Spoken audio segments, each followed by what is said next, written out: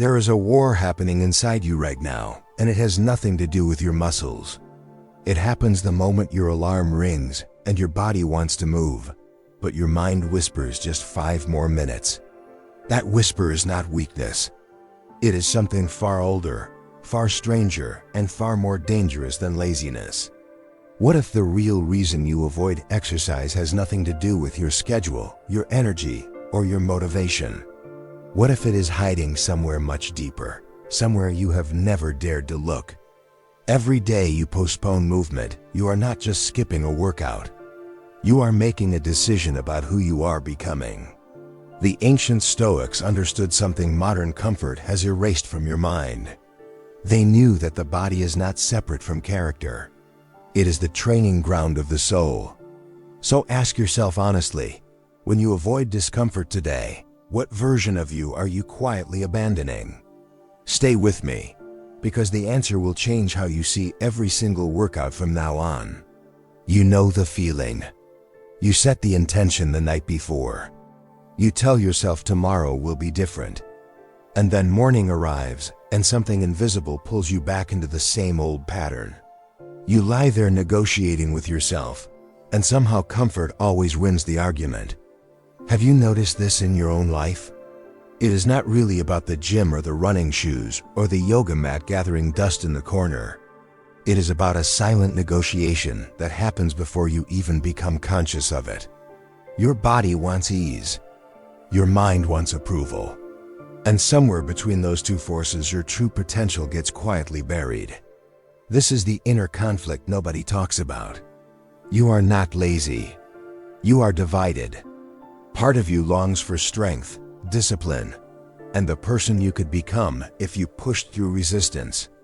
But another part of you is terrified of that same strength, because strength demands responsibility. Strength demands that you stop hiding behind excuses. What if the exhaustion you feel is not physical at all? What if it is the exhaustion of avoiding your own greatness? Every day this conflict repeats. Something inside you weakens, not your muscles, but your belief in yourself. And that erosion is silent, gradual, and far more costly than any missed workout. So what is really happening beneath the surface? The answer will surprise you. Here is the truth almost nobody says out loud. Your resistance to exercise is not laziness. It is a form of self-protection built by your mind to keep you safe from failure, judgment, and the vulnerability of trying. Think about it. Every time you push your body, you expose yourself to the possibility of falling short. You risk seeing your own limitations clearly, without excuses to hide behind. And the mind, in its strange logic, decides that avoiding effort is safer than facing that exposure. This is the hidden cause beneath your inconsistency. It is not about time. It is not about energy. It is about fear disguised as tiredness. What if the real obstacle isn't outside you? What if it never was the schedule, the weather, or the lack of motivation? The ancient philosophers called this the tyranny of comfort, a quiet ruler that convinces you staying still is safety, when in truth it is slow decay. Your body was built to move, to struggle, to adapt. When you deny it that struggle, you are not preserving yourself. You are shrinking yourself. And here is the deeper, unsettling truth. This pattern extends far beyond exercise. The same avoidance that keeps you from lifting weights is the same avoidance that keeps you from difficult conversations, bold decisions, and uncomfortable growth. Which version of yourself are you feeding today? The one who avoids friction, or the one who transforms through it? The Stoics had an answer to this exact struggle, and it will completely change how you see discomfort. The Stoics believed something radical for their time, and it remains radical today. They believed that discomfort is not your enemy. It is your teacher. Marcus Aurelius, ruling an empire, still trained his body and disciplined his habits, not for vanity, but because he understood a deeper law of existence. The obstacle is the way. Your resistance to movement is not a wall blocking your progress. It is the exact path toward the strength you claim to want. What if every uncomfortable rep Every early morning, every moment you choose difficulty over ease, is actually reshaping your character at a level deeper than muscle. The Stoics practice something called voluntary hardship. They intentionally chose discomfort, not to suffer, but to build an unshakable inner core that could withstand any external chaos. This is the missing piece in how you view exercise. It was never about aesthetics. It was about training your will to remain steady when life demands strength you have not yet built. Have you noticed how the moments you feel proudest are never the easy ones? They are the moments you did the hard thing anyway. That pride is not an accident. It is evidence of your character expanding. Physical discomfort, endured with intention, becomes psychological armor. It teaches your nervous system that you can survive difficulty, that you are not fragile, that you are capable of far more than comfort has convinced you to believe. So what happens when you finally accept this principle instead of resisting it? Everything begins to shift. Something remarkable happens the moment you stop viewing exercise as punishment and start viewing it as identity construction. You are not just moving your body. You are casting a vote for who you are becoming. Every session you show up for, especially when you do not feel like it, sends a message to your subconscious. I am someone who follows through. I am someone who does not abandon myself at the first sign of resistance. This is not motivation. This is identity, and identity is far more powerful than motivation will ever be. What would happen if you stopped obeying comfort as your default setting? You would begin to notice a strange shift, a quiet confidence that has nothing to do with how your body looks and everything to do with how your mind operates under pressure.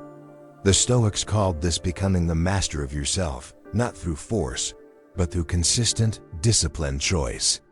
Each rep becomes a small rebellion against the weaker version of you that wants to disappear into ease. Each mile you run becomes proof that you do not collapse under difficulty. This transformation is slow, almost invisible day to day, but compounded over months, and you become someone unrecognizable to your old self. The person who once negotiated with the alarm clock becomes the person who wakes before it rings. Do you see now why this has nothing to do with fitness trends or aesthetic goals?